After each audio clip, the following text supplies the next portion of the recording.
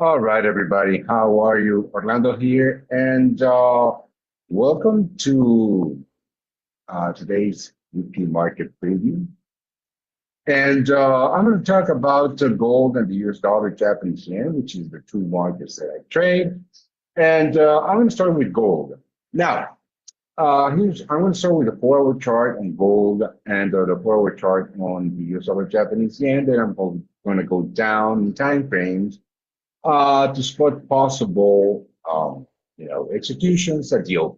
Now, gold, this is the 4-hour chart. Now, interestingly, right, we have been quite bullish in gold since we liquidated this low. So I'm going to show you. I'm going to go to the data actually. Now, very bearish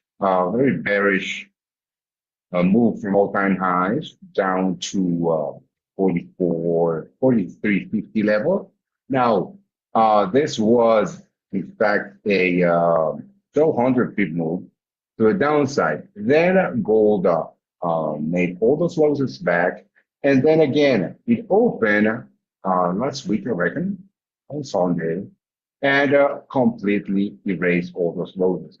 Now, if you look at the structure in this market, we are in quite the bearish structure after all-time highs. Now, why do I say that? Because we keep making lower highs and most importantly, lower lows. Now, is this the lower high for a continuation lower? I don't know. I couldn't tell you that. Nobody could. Nobody can. So if we go to a 4-hour chart again, and we see the actual ranges that we are trading in. It's quite interesting. So I have a few lines in my chart, and let's start the liquidation of those lows on March 20th.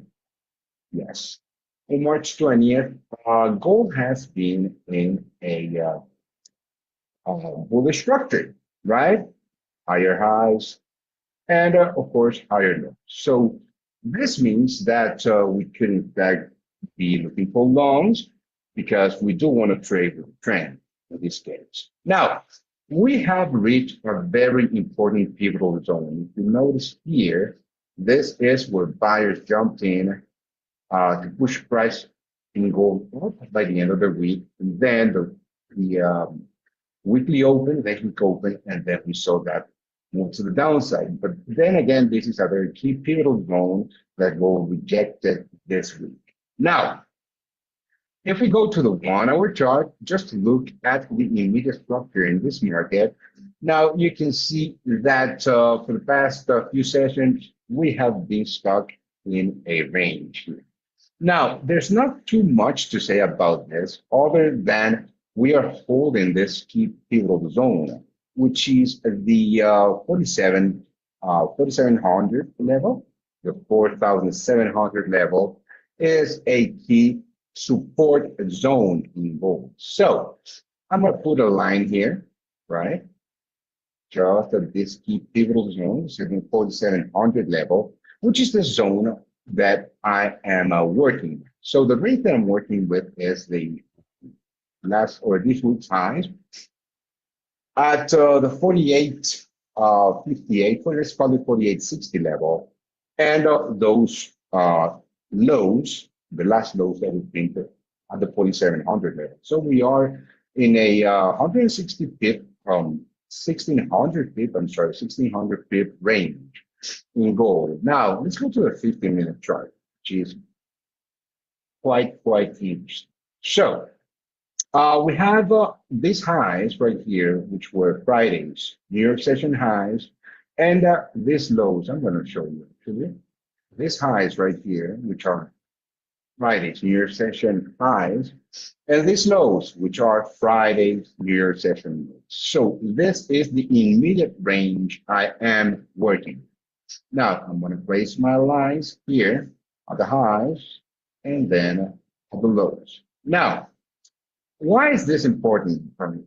Well, if we go to a 5-minute chart right here, if you go to the 5-minute chart, even though we are in a range, right, gold closed very close to this session lows, to Friday's near session lows. So what I am expect, well, I don't expect anything at the open, right? could be volatile. We don't know if we're going to have a treatment Trump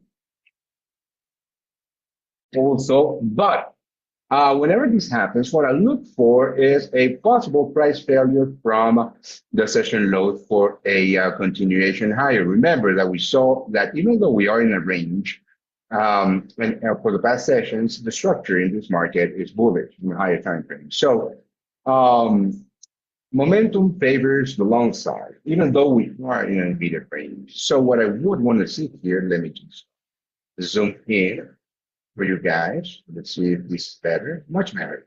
So what I would want to see is gold liquidating Friday's New York session lows, then creating a price failure from me for me to go long, targeting these immediate highs and overall New York Friday's New York session highs. So this is the game plan that I have in my mind, in my head. This is the only possible execution for the open.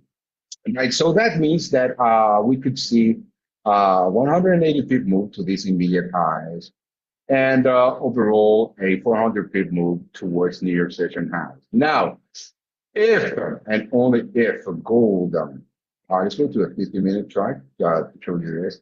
If gold opens very bearish and liquidates the Friday's New York session lows and then goes here to liquidate Friday's London session lows, then I would consider this a very bearish open and my long idea would be invalid.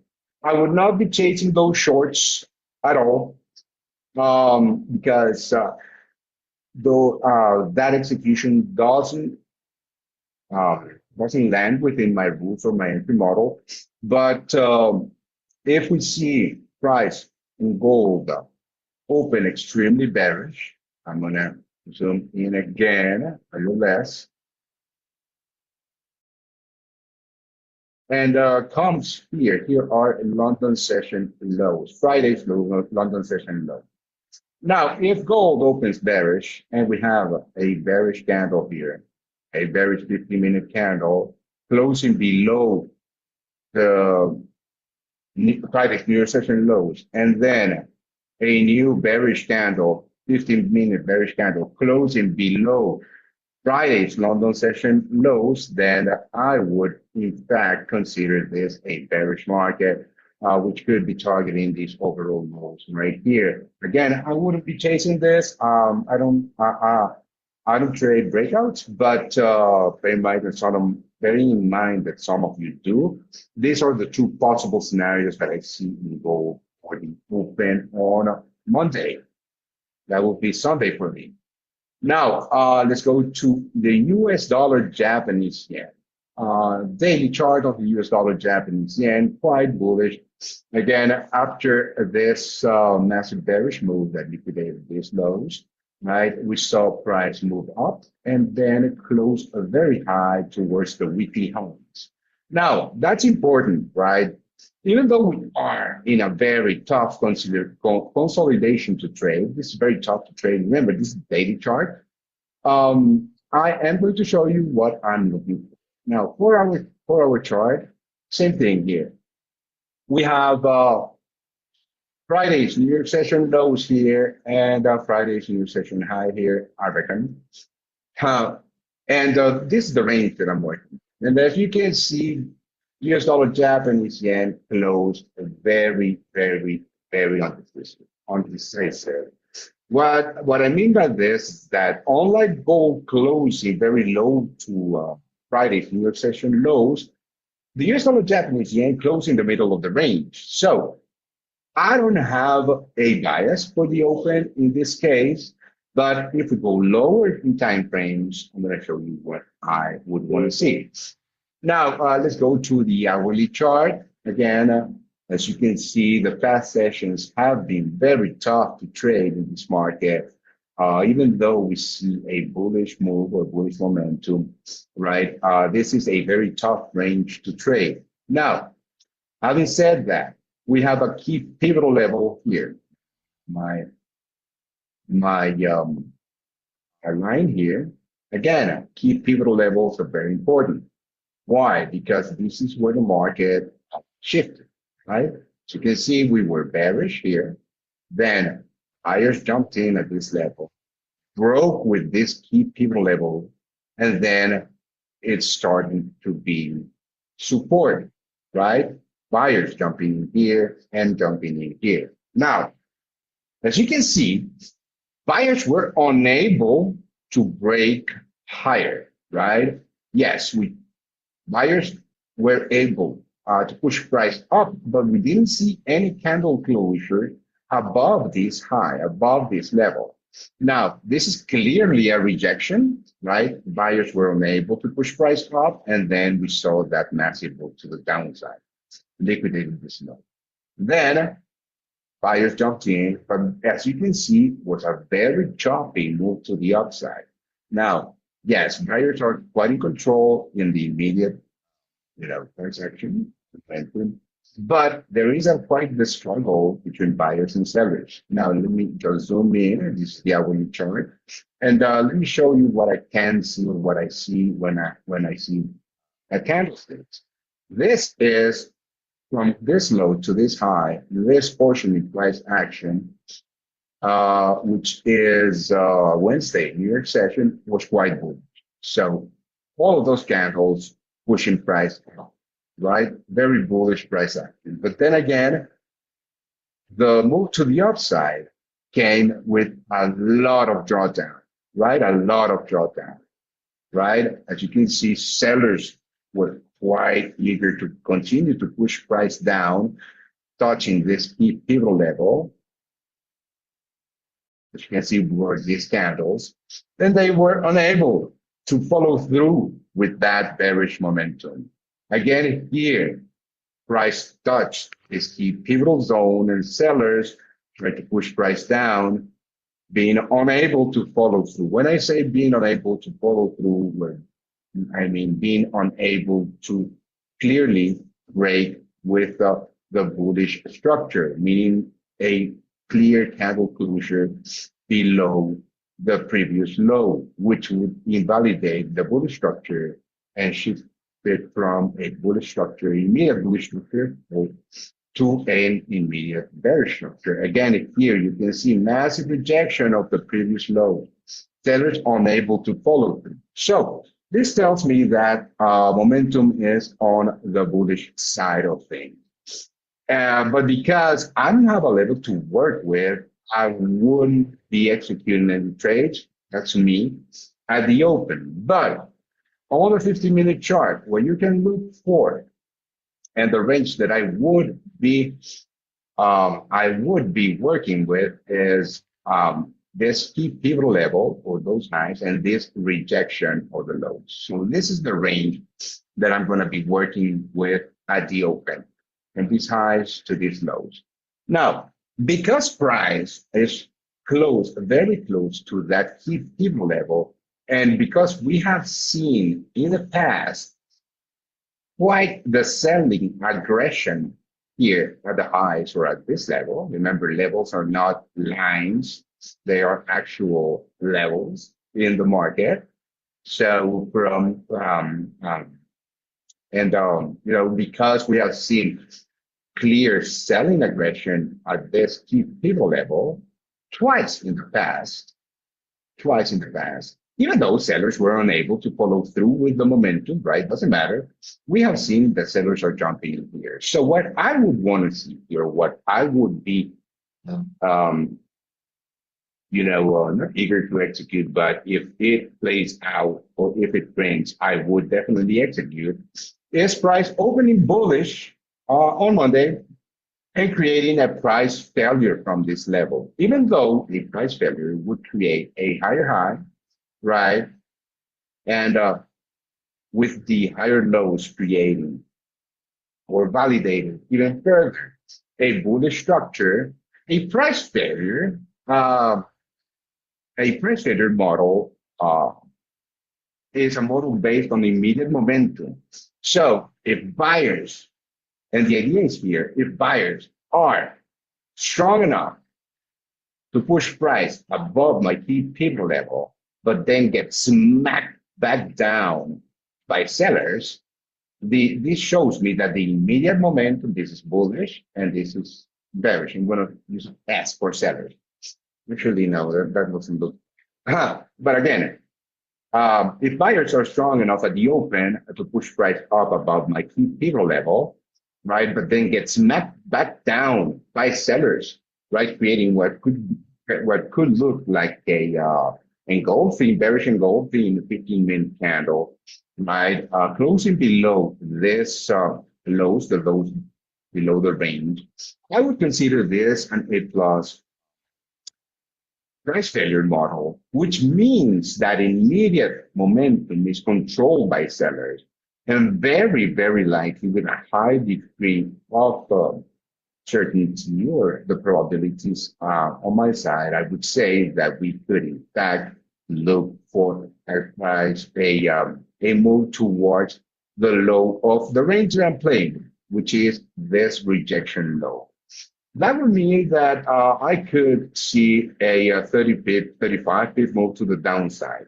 Now, remember that price failures are just momentum plays, and we don't look for extreme reversals in the market. They're just momentum plays.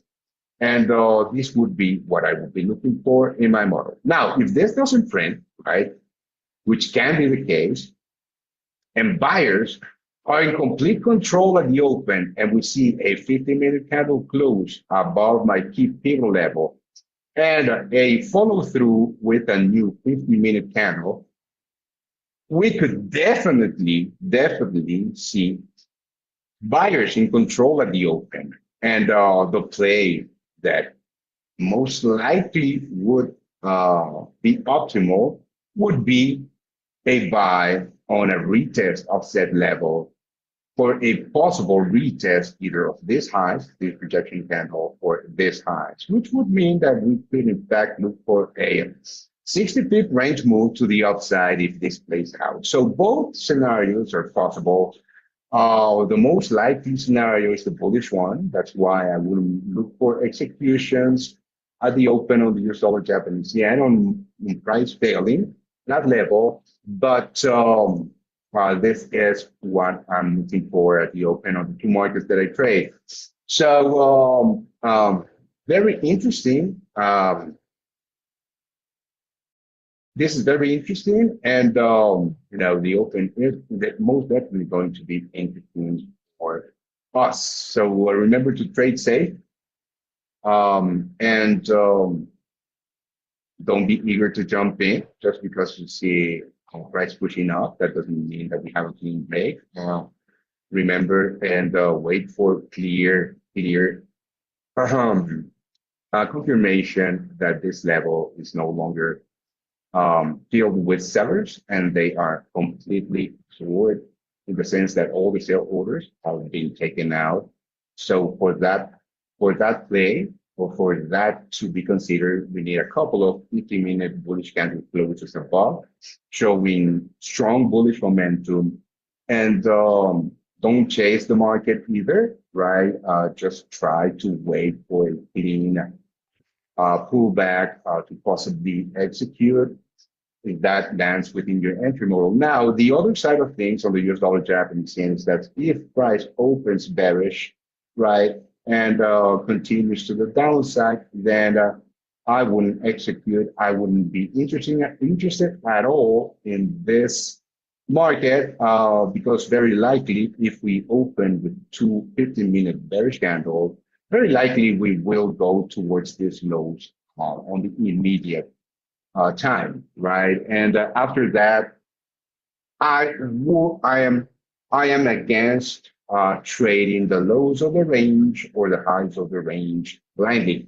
So if price push down towards this rejection low, I would be a buyer here.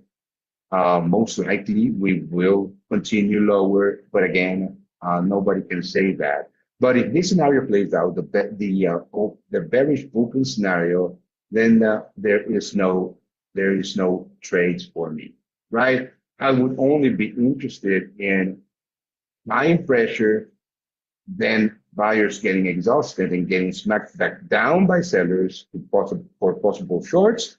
And number two, buyers very strong at the open with follow through and then possibly a pullback for me to consider longs. So that is what I'm looking for in both markets that I trade at the open. Again, trade safe, and I'll see you guys very soon. Right? Cheers.